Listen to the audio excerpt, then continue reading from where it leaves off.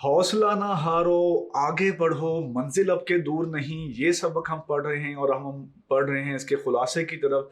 तो खुलासा लिखने से पहले हम आपको बार बार बता चुके हैं कि किसी भी सबक का खुलासा लिखने से पहले 2 से 3 मरतबा उसको गौर से पढ़ लें और उसके बाद उसके जो अहम निकात हैं, यानी जो उसके पॉइंट्स हैं मेन मेन, वो आप तरतीबवार लिख लें, ताकि जब आप खुलासा लिखने बैठें तो आपको ये जहन में रहे कि किस तरतीब से खुलासा लिखना है।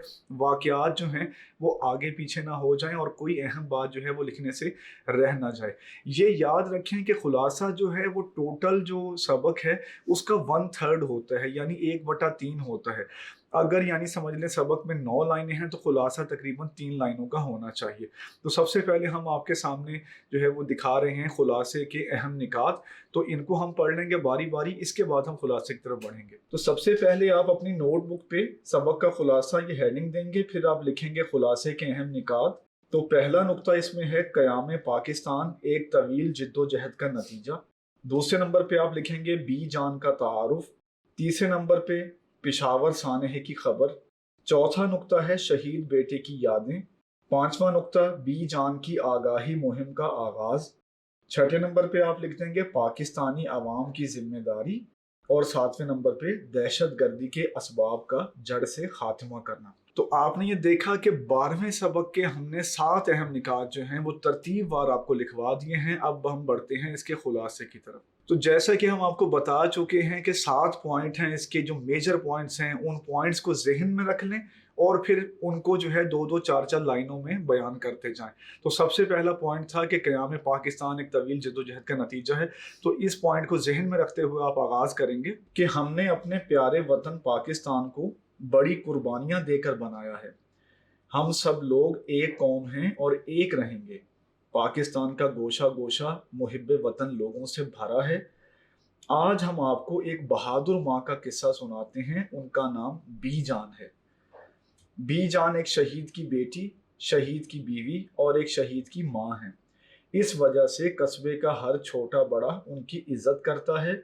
बी जान सबके दुख सुख में शरीक होती हैं। तो इस तरह आपने देखा कि पहला जो है वो हमने जो है वो पैराग्राफ बनाया। आप पैराग्राफ बना सकते हैं खुलासे में, ज़रूरी नहीं है कि आप एक लाइन शुरू करें। तो अगर 20-25 लाइनों का खुलासा है तो उसे बगैर पैराग्राफ के लिखें। पैराग्राफ बनाने से जो तहरीर है उसमें दिलकशी पैदा होती है, वो दीदा ज़ेब हो जाती है, यानी आंखों को अच्छी लगती है पैराग्राफिंग से। इसके बाद आप ये लिख सकते हैं कि एक दिन बी जान अपने कमरे में थी कि उन्होंने पिशावर सानहे की खबर देखी। इस वाक़ये में दहशत गर्दों ने 150 के करीब बच्चों, असातिज़ा और गार्ड्स को शहीद कर दिया था।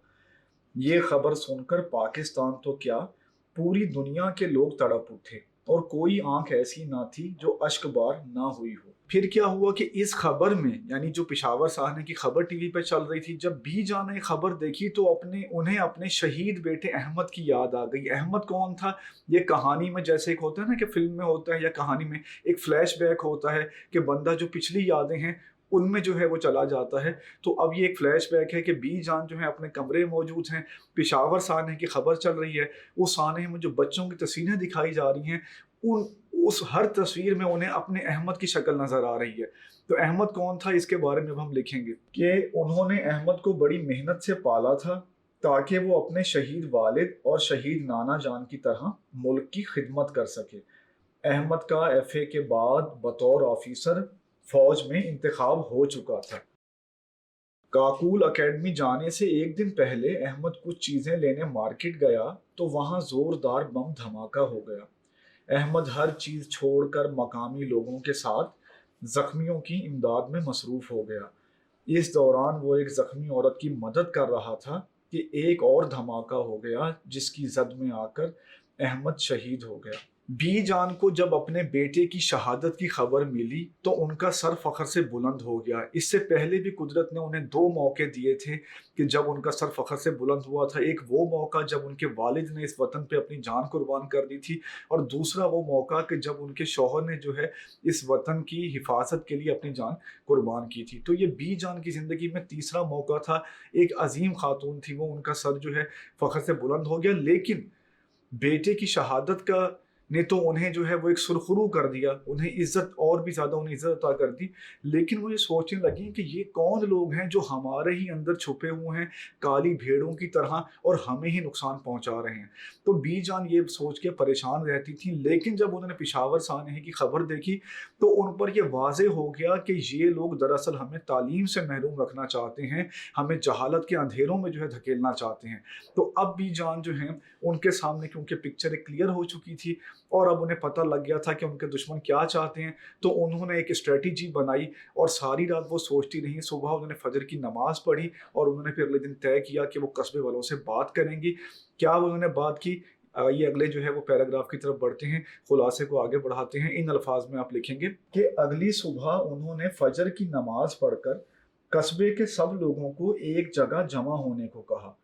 वहां भी जान ने अपने लोगों से कहा कि अगर आप चाहते हैं कि हम सुकून से रहें और हमारे बच्चे इन दहशतगर्दों से महफूज रहें, तो हमें कुछ हिफाजती इकदामात को अपनी ज़िंदगी का मामूल बनाना होगा।